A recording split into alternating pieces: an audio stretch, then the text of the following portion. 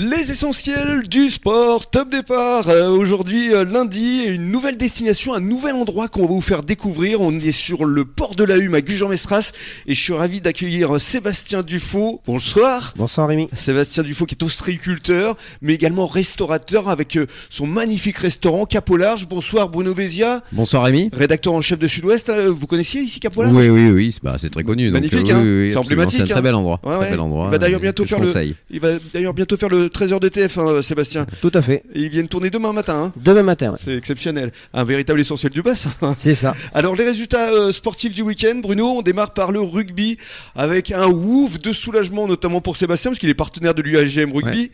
Ils ont enfin gagné. Voilà, Gujan encore en vie, c'est ce qu'a titré notre correspondant Jackie Donzo qui a suivi le match. C'était pas évident, c'était contre Nafarroa, les Basques, Saint-Jean-Pied-de-Port, voilà.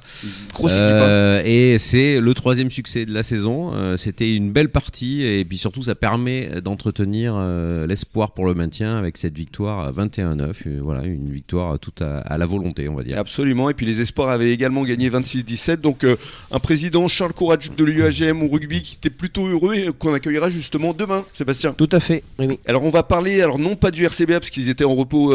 Ce week-end, football maintenant avec l'USLF Cap-Ferré qui se déplaçait à Poitiers. Ouais, c'était pas facile ce déplacement à Poitiers en National 3 et finalement ils ont obtenu, en tout cas c'est le compte rendu de notre correspondant, un bon match nul face à une équipe difficile à jouer.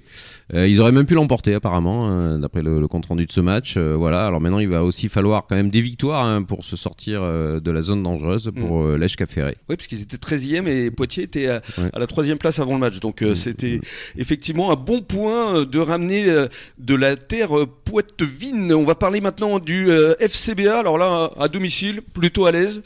Un bon 3-0. Ça. Voilà, bon, on s'y attendait un peu, mais enfin c'est facile à dire comme ça. Il a tenu son rang, on va dire, le FCBA. Il a emporté sans difficulté 3-0 contre Saint-Médard. Voilà, il reste toujours dans ce trio de tête et c'est un trio qui s'est détaché de cette poule.